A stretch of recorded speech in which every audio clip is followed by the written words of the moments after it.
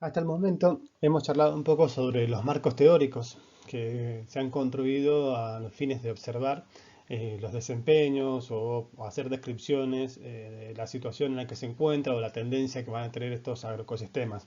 En ese sentido hablamos de la economía clásica, hablamos de la economía ambiental, de la economía ecológica y de la sustentabilidad.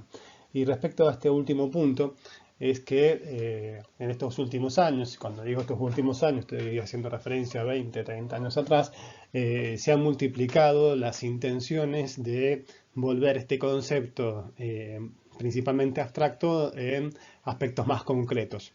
En esta línea se han ido desarrollando diferentes propuestas, diferentes indicadores, diferentes ideas para llegar a valores más tangibles que nos cuenten un poco el estado en el que se encuentra la sustentabilidad de un sistema productivo, un agroecosistema, de una región, de algún proceso que a nosotros nos interese observar. Entonces, los antecedentes de la idea de hacer más tangible la sustentabilidad podemos reunirlas en estos cuatro aspectos.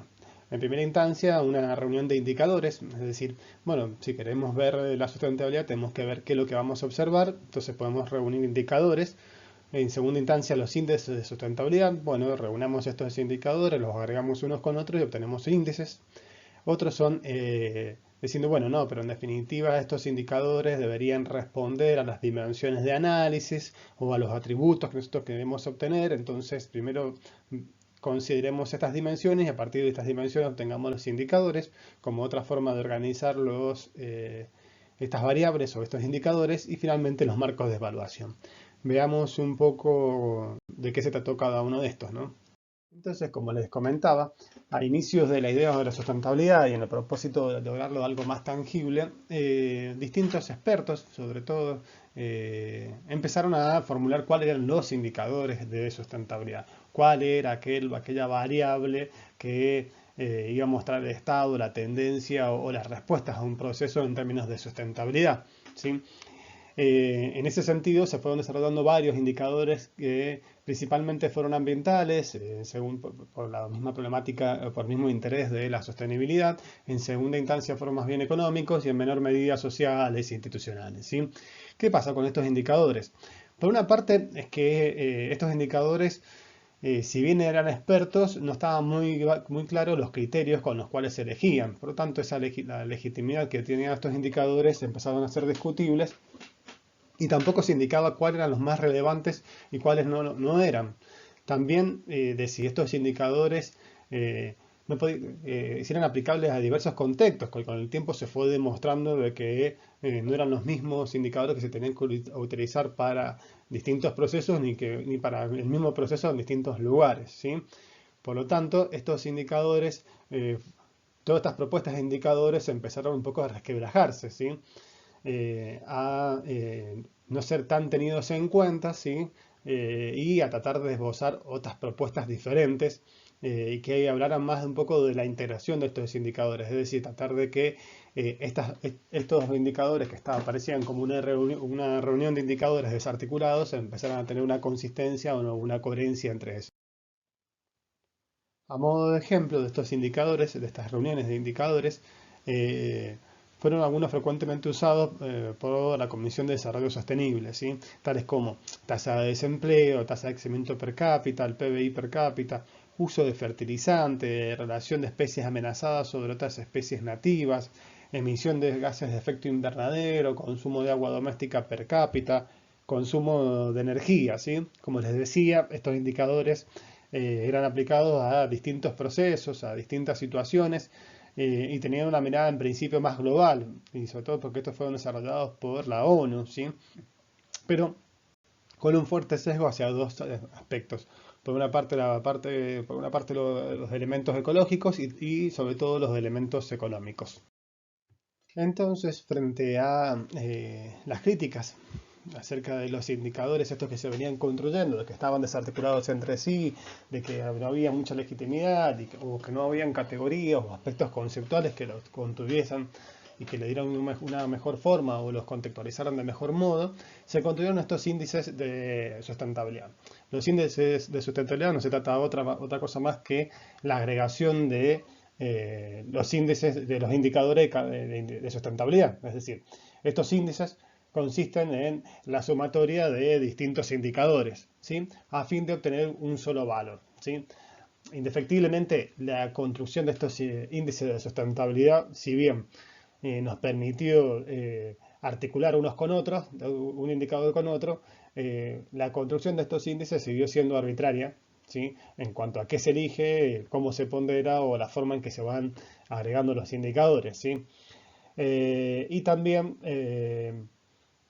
para el caso de los índices que pretenden incorporar muchos temas o hacer comparaciones entre países, tienen dificultades para contemplar la heterogeneidad y también con la calidad de la información. Es decir, también lo que aparecía era que se decía que los indicadores eran muy heterogéneos y que no podían aplicarse en todos lados. Entonces dijeron, bueno, construyamos índices y estos índices los aplicamos en un montón de lugares y en un montón de espacios. Pero lo que se empezó a visualizar es que, por una parte, la dificultad de incluir muchos temas y por otra parte, de que tampoco se lograba contener esa heterogeneidad y que la calidad de la información que se obtenía para nutrir a los índices no era muy buena. Como crítica a estos índices de sustentabilidad de lo que venimos charlando, es que por una parte ofrece una retroalimentación pobre, ya que simplifica el análisis a un solo valor numérico. Entonces, de este modo resulta paradójico, ¿sí? O sea, en el sentido de que los índices están orientados a simplificar los procesos, sistemas complejos, pero para su correcta interpretación es necesario conocer tanto la forma y los criterios utilizados en su elaboración como sus limitaciones. Es decir, estos índices estaban apuntados a obtener un valor. Entonces, de tal manera, si un agroecosistema A, B o C, obtengo un índice y me dice que el agroecosistema A tuvo un valor de 2, el otro tuvo un valor de 4, el otro tuvo un valor de 5. Entonces, mayor valor, mejor estado de sustentabilidad, se podría decir. Lo que sucede es que también ese valor no explica mucho qué es lo que está pasando en su interior y cómo se conforma.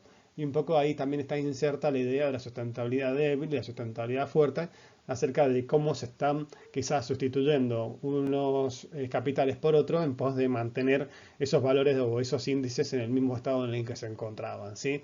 Entonces, la recomendación o lo que se sugiere es que cuando se trabaje con estos indicadores se retroceda hacia los cuando se trabaja con estos índices se retroceda hacia los indicadores para ver cuál es el indicador que está marcando algún problema o alguna deficiencia. En esta filmina les muestro algunos ejemplos de índice de sustentabilidad a nivel global, ¿no?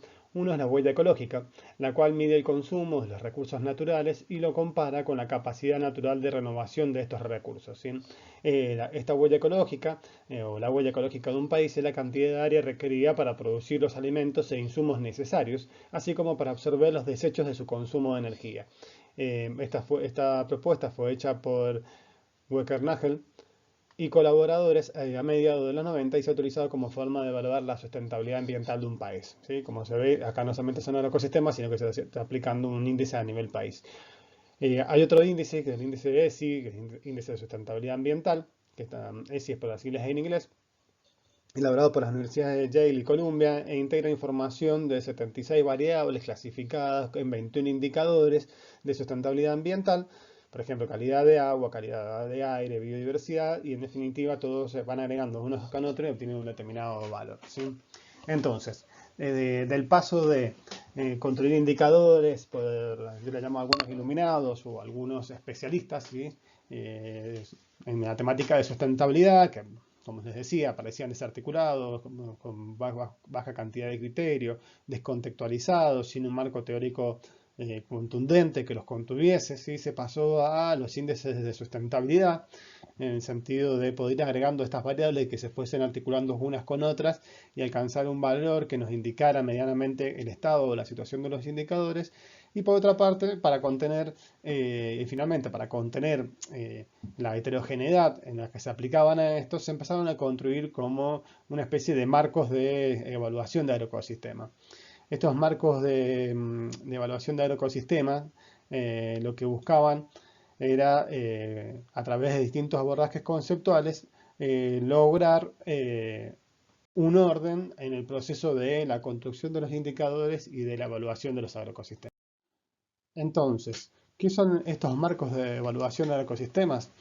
Estos marcos, en definitiva, vienen a ser una estructura de pasos lógicos para que un actor social determinado pueda caracterizar o evaluar, integrar y globalmente, mediante indicadores de sustentabilidad, la estructura y la dinámica de los sistemas productivos, contemplando la situación espacial, temporal y socioeconómica que los contiene, ¿sí? En definitiva, son como guías orientativas flexibles que tiene distintas etapas y nos permite ir desarrollando un proceso. Este proceso está orientado a, por una parte, a poder seleccionar con criterios indicadores y también para poder construir indicadores, y comúnmente estos criterios están asociados a concepciones, a marcos teóricos de la sustentabilidad, y a que si los vamos a construir desde definiciones o objetivos o atributos de la sustentabilidad. Entonces, estos marcos de evaluación de los ecosistemas, ¿qué nos permiten hacer? Nos permiten analizar de manera integral cómo se comportan indicadores seleccionados, ya sea en términos generales o en función de determinada variable independiente, por ejemplo, manejo del suelo. Nos permite hacer una caracterización y comprensión global integrada de los ecosistemas, y comúnmente constituyen estudios de casos semi-cuantitativos con escaso poder de generalización. Esto no es menor, en el sentido de que, como yo les venía diciendo, una de las mayores críticas era que estos indicadores y estos índices no contemplaban la heterogeneidad en la que se aplicaban, sino que no las podían abarcar, no había algo uniforme. Entonces, se fueron en definitiva constituyendo estudios de caso. Lo que sucede después es que una multiplicidad de estudios de caso, de casos similares, terminan uno puede terminar constituyendo un conocimiento que tenga un nivel de generalización acorde. En esta filmina les presento algunos ejemplos de los marcos de evaluación de sustentabilidad o de agroecosistemas. ¿Sí? Uno es el CIFOR en el año 99, fíjense, uno desarrollado por Smith y Dumansky, y de la FAO también.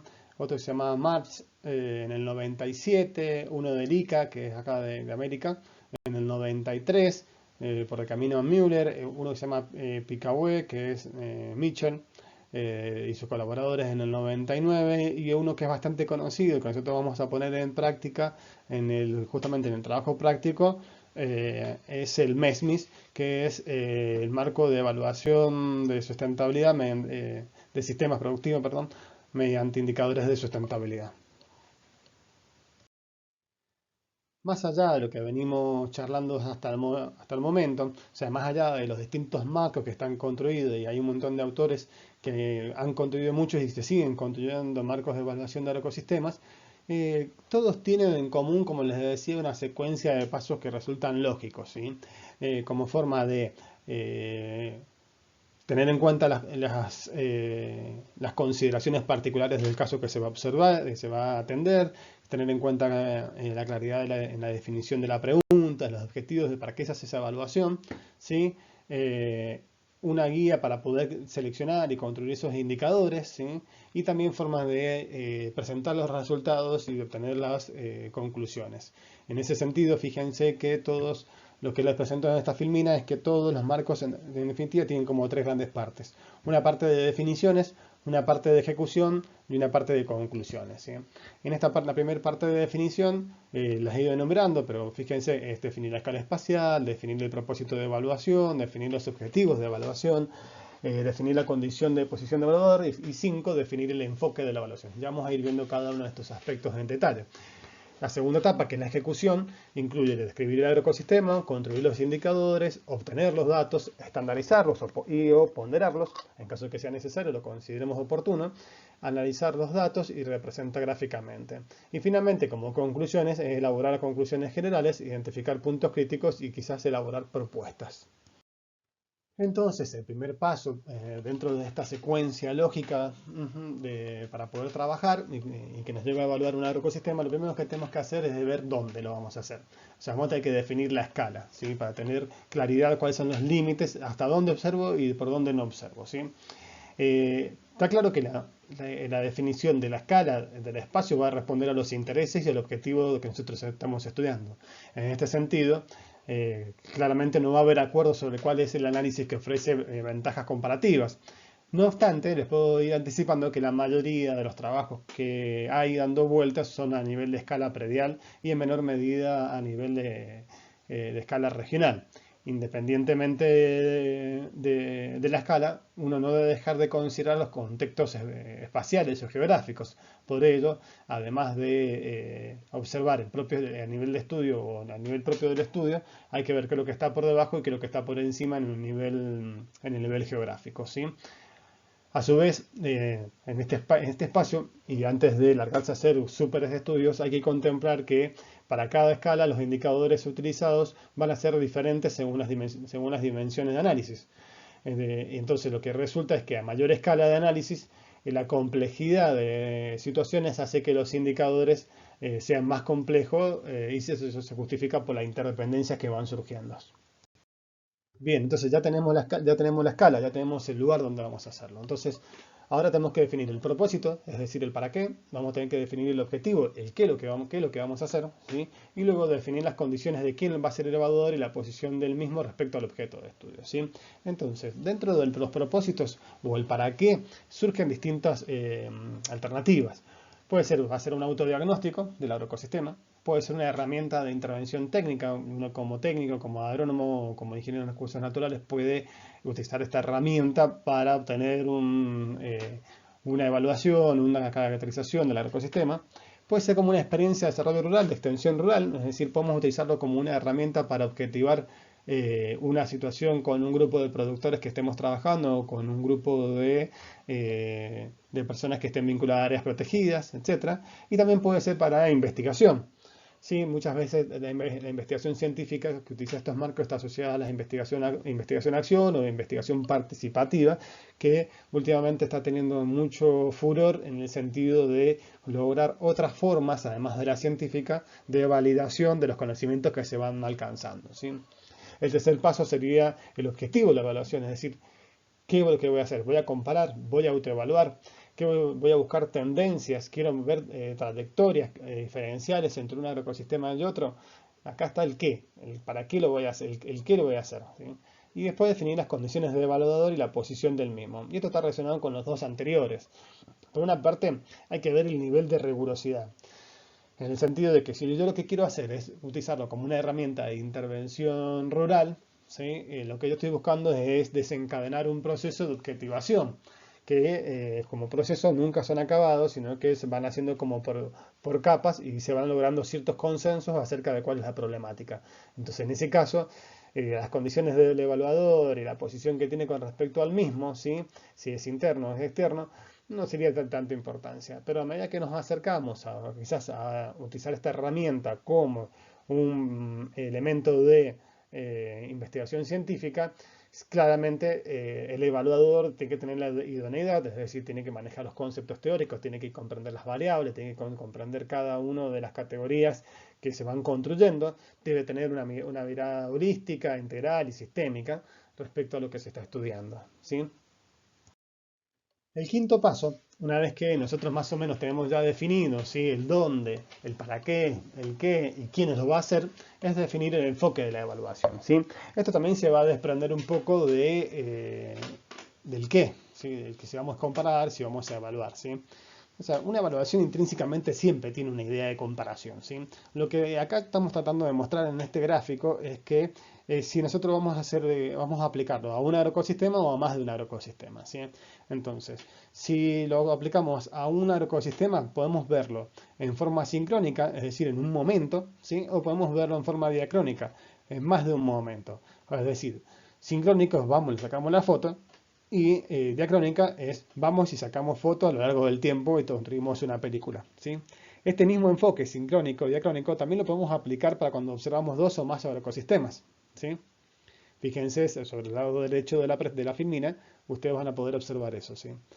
Bien, fijémonos en la tercera fila, la cuarta fila de este diagrama. Entonces, si nosotros empezamos por el lado izquierdo de la filmina y vemos que podemos hacer una evaluación del ecosistema observando un solo ecosistema bajo un enfoque sincrónico, esta línea, esta trayectoria, esta forma, le vamos a llamar una evaluación tipo per se. Es decir, ese ecosistema se lo compara con valores ideales, umbrales o promedios de la región, ¿sí? Si seguimos la siguiente trayectoria, es decir, seguimos observando un mismo ecosistema, pero esta vez lo hacemos en forma diacrónica, lo que vamos a hacer es una evaluación del ecosistema de tipo comparativa, en donde vamos a comparar consigo mismo el ecosistema a través del tiempo. ¿Sí? Supongamos ahora que tenemos la posibilidad de observar dos o más ecosistemas. También lo podemos hacer en forma sincrónica o diacrónica, y fíjense que en ambos casos va a ser comparativa. Sucede que si es sincrónico vamos a estar comparando varios ecosistemas en un momento, y si es diacrónico vamos a estar comparando esos mismos ecosistemas a lo largo de a lo largo del tiempo. Entonces, detengámonos un poco a tratar de comprender cómo funcionan estos enfoques, ¿no? Entonces, dijimos que este enfoque sincrónico, también llamado de estado o foto, ¿sí? ¿En qué consiste? En definitiva, consiste en observar un conjunto de atributos en un momento determinado. Yo voy en un momento determinado y observo qué es lo que pasa con los atributos que yo he elegido, ¿sí? Entonces, fijémonos de esa manera, de esta manera podemos construir el siguiente gráfico, ¿sí? Entonces, pues, supongamos que tengamos un estudio comparativo, hemos construido los indicadores, los atributos, ¿sí? Y hemos logrado obtener un índice de sustentabilidad. Entonces tenemos el ecosistema A, que tuvo ese desempeño, el B, que tuvo ese desempeño, el C, S, D, E y F finalmente, ¿sí? Entonces, vemos que en términos de índice de sustentabilidad, el que mayor valor tuvo fue el ecosistema E, y el que menor valor tuvo fue el ecosistema A para el momento en que nosotros hicimos esa observación. Acá también le agregué dos líneas, ¿sí? Que podríamos denominarle líneas como de umbrales de sustentabilidad, para no decir este es sustentable y este no es sustentable, sino decir, bueno, a ver, podemos hacer como un intervalo, un espacio en donde nosotros nos movemos, ¿sí? Entonces, aquellos que estén por encima de la línea naranja serían indicadores o ecosistemas que están con un muy buen desempeño, ¿sí? Los que están entre la celeste y la naranja tienen un desempeño aceptable en términos de sustentabilidad, pero aquellos que están por debajo de la celeste tienen un desempeño no propicio hacia la sustentabilidad, ¿sí? Entonces, fijémonos acá que hemos hecho una comparación de ecosistemas a través de un índice de sustentabilidad en un momento, entonces nos permite esto ordenarlos a lo largo, dar un orden para un momento determinado. Entonces, a este enfoque le podemos encontrar algunas ventajas y también algunas desventajas, ¿sí? Por una parte nos permite, como ya vimos, discriminar a ecosistemas que son sustentables de los que no son sustentables, o decir aquellos que se encuentran en un estado crítico y en posible desestabilización, o aquellos que están siendo aceptables, ¿sí? Fijémonos que la implementación es relativamente simple, lo puedo hacer en un momento determinado, no me requiere mayor cantidad de tiempo, ni observaciones longitudinales de largo aliento, ¿sí? Entonces, esas son como las principales ventajas. Y como desventaja es que es un punto de subjetividad, ¿no? En definitiva, resulta difícil determinar con certeza y rigor qué valores elegir para definir los umbrales, ¿sí? Es decir, no solamente tuvimos que tratar de ser solventes al momento de elegir las variables o los índices que integraron el índice de sustentabilidad, ¿no? Sino que además tenemos que ser concisos, concretos y rigurosos para poder elegir los umbrales, ¿sí? Las líneas naranja y la línea celeste que las marcaba en la filmina anterior, ¿sí? Entonces eso es una desventaja, ¿sí? Por otra parte es que hay una deficiente disponibilidad de información, hay una influencia por tanto de los intereses económicos y políticos, o sea, se puede someter a eso, y también está en discusión quiénes son o quiénes deberían definir los indicadores, ¿sí? Ahora veamos qué es lo que pasa con un enfoque diacrónico, o también llamado de proceso, ¿sí? Es decir, acá lo que estamos viendo, hemos dejado de ver la foto para empezar a ver la película, ¿sí? Entonces, nosotros para poder ver las películas, lo que hacemos es observar un conjunto de atributos a lo largo del tiempo, ¿sí? Entonces, fijémonos que en colores están los ecosistemas que yo estoy observando. Estamos observando el ecosistema A, el B y el C.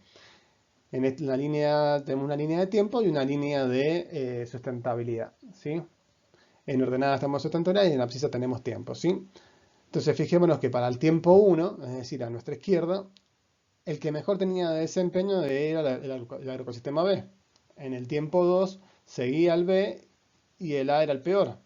En el C las cosas empiezan a cambiar. En el tercer tiempo, perdón. El C empieza a incrementarse y el B va cayendo. Y el A se mantiene medianamente. Para llegar al último estadio en que el C, el ecosistema C, es el que mejor desempeño tiene en términos de sustentabilidad. Y el B es el que peor desempeño tienen, ¿sí? Entonces veamos las ventajas y las desventajas que tiene este enfoque. Entonces, como ventajas de este enfoque diacrónico, de procesos, ¿sí? Eh, Primero lo que podemos decir y lo que aparece claramente en el gráfico que vimos en la filmina anterior es que nos permite identificar las trayectorias, ¿sí? Y nos permite ver las posiciones relativas que tienen los ecosistemas a través del tiempo, ¿sí? Por lo tanto, al ver trayectorias podemos identificar transformaciones que van sufriendo esto y requerimos menos información de base. En el otro tenemos que cargarlo de mucha información para que esa foto nos lograra decir algo, ¿sí? También al observar trayectorias y a ver transformaciones podemos vincularlas con ciertos manejos tecnológicos o estrategias de reproducción social, en el sentido de decir que, por ejemplo, el ecosistema B, que empezaba con muy buen desempeño, había introducido una cierta tecnología, pero que a lo largo del tiempo esa tecnología podemos ver que, podemos simular de que generó ciertos problemas en términos de sustentabilidad que mostraron una trayectoria descendente, ¿sí? Por otra parte, como ventaja es que, y a diferencia del enfoque sincrónico, es que resulta mucho más difícil de manipular, en el sentido de que son varias observaciones, entonces limitamos la posibilidad de manipulación a incluir la variable tiempo, ¿sí? Nos permite también generar propuestas técnicas y superadoras al ver trayectorias y también va a ser menos influenciable por situaciones coyunturales, ¿sí? Como les mostrábamos en la filmina anterior, si observamos en el primer tiempo, el B era el mejor agroecosistema, pero en el último tiempo era el peor, entonces quizás lo que explicaba una u otra situación son las situaciones coyunturales. Como desventaja es que no nos permite identificar con claridad situaciones extremas, no nos permitía decir que era sustentable y que no era sustentable, ya que no define los umbrales. Esto es desventaja, pero también es ventaja, ya que al definir umbrales uno se está metiendo en otra situación en que tiene que hacer quizás uso de muchos argumentos y mucha rigurosidad para que no sea tan subjetivo, ¿sí? Y como desventaja es que su implementación es más compleja, ya que requiere del elemento tiempo, ¿sí? Este enfoque diacrónico, es decir, esta observación a través del tiempo, puede tener una mirada retrospectiva o una mirada prospectiva. La mirada retrospectiva, es decir, una mirada hacia atrás, es para respondernos cómo fue su trayectoria. ¿Sí? La pregunta que nos va a ordenar, ¿sí? Cuando nos planteamos el qué, el objetivo de la evaluación es, y asociado a una pregunta es ¿cómo fue su trayectoria? El tipo de manejo integrado de plagas, ¿fue mejor o peor que el manejo tradicional de plagas? Entonces estamos viendo qué es lo que pasó. Entonces requiere que nosotros tengamos datos para poder hacer un enfoque diacrónico de tipo retrospectivo, ¿sí? Y el prospectivo es qué le pasará, ¿sí? Para poder ver el qué le pasará, requerimos de hacer un monitoreo, lo cual es lento y difícil de realizar, o hacer una mirada tendencial, en el sentido de que con 3 observaciones yo puedo ver la tendencia, ¿sí? Es un poco menos rigurosa que un monitoreo, pero resulta un poco más sencillo y nos puede dar unos resultados preliminares. Bien, entonces, para hacer una pausa, ¿no? Y tratar de ir aglutinando un poco las ideas, ¿sí? Entonces, habíamos visto en el primer video, ustedes vieron un poco los marcos teóricos, ¿sí? En este segundo video les comenté acerca de el proceso que ha tenido, el proceso académico, el proceso científico, el proceso de desarrollo que ha tenido la idea de sustentabilidad y sobre todo su operativización del concepto que es bastante abstracto, ¿sí? Hablamos de la reunión de indicadores, hablamos de los índices de sustentabilidad y les estaba empezando a hablar de los marcos de evaluación de agroecosistemas y en forma genérica los pasos lógicos que deberían tener o que tienen estos marcos de evaluación de agroecosistemas, ¿sí? Entonces ya hemos visto las primeras 5 etapas, ¿sí? Que están relacionadas en dónde lo voy a hacer, para qué lo voy a hacer, qué es lo que voy a hacer, y con qué enfoque lo voy a hacer y quién lo va a hacer, ¿sí? Entonces, sobre todo en esto de elegir el enfoque, ¿sí? Me interesa que ustedes logren comprender cuáles son las ventajas y desventajas, que un poco las charlamos de estos enfoques, y ver cuándo poder aplicarlos, ¿sí? Entonces fijémonos como conclusiones parciales que lo que he puesto. Les he puesto acá que a pesar de las fortalezas y debilidades de cada enfoque hay particularidades específicas que merecen ser atendidas, ¿sí? Entonces, la primera particularidad, y que no es menor, es que si bien la perspectiva de procesos aparece como más apropiada y con capacidad de ofrecer visiones longitudinales más comprensivas, puede no adecuarse a ciertas situaciones productivas o institucionales. Y en esto el ejemplo que tengo lo hemos vivido en carne propia al tratar de llevar adelante una evaluación de agroecosistemas en sistemas productivos, sistemas campesinos del noreste de Mendoza, más concretamente en Telteca, en donde en primera instancia presentamos, me acuerdo, un proyecto, o les comento, presentamos un proyecto que se llamaba Evaluación de la sustentabilidad de los sistemas campesinos en Telteca, algo así era el proyecto, ¿no? Entonces fuimos, construimos los indicadores, observamos, ¿sí? Y esto nos llevó casi 2 años de proyecto, ¿sí? Entre observación de las distintas estaciones, etcétera, ¿sí? Entonces dijimos, bueno, ya tenemos la mirada sincrónica, presentemos otro proyecto para tener la mirada diacrónica. Entonces formulamos el proyecto y lo formulamos tan bien que lo convencimos a los evaluadores, nos aprobaron el proyecto, nos financiaron al proyecto y cuando quisimos aplicar la mirada sincrónica visualizamos que estos sistemas campesinos no cambiaban en en ese trayecto de tiempo, ¿sí? Es decir, en un trayecto de tiempo de más de 2 a 4 años no hay, para los indicadores que habíamos construido, variaciones considerables. Entonces, lo que tuvimos que hacer en definitiva era profundizar un poco más la mirada sincrónica y bueno, obviamente acoplamos otros objetivos complementarios, ¿sí? Entonces, este es un ejemplo de que más allá del enfoque que nos convenza más o nos convenza menos, hay que adecuarlos a la situación, ¿sí? Creo que también es importante es que no hay una sola forma de encarar la evaluación de los ecosistemas de la sustentabilidad. ¿Por qué? Porque dependerá mucho del objetivo y del tipo de pregunta que nos buscamos responder, ¿sí? Finalmente, quisiera decirle que, a modo de sugerencia y en términos de objetividad, los resultados más fidedignos los vamos a obtener cuando realizamos una evaluación de los ecosistemas observando el mismo ecosistema con un enfoque diacrónico, ¿sí? ¿Por qué? Porque con esta perspectiva consideramos por una parte la variabilidad temporal, ¿sí? Que puede estar dada por causas coyunturales y también estamos considerando la homogeneización de las características de ese ecosistema, ¿sí? Entonces, de esta manera también nos va a resultar, nos resulta o nos evitamos, en definitiva, construir un valor umbral, un valor óptimo o promedio de forma arbitraria, ¿sí?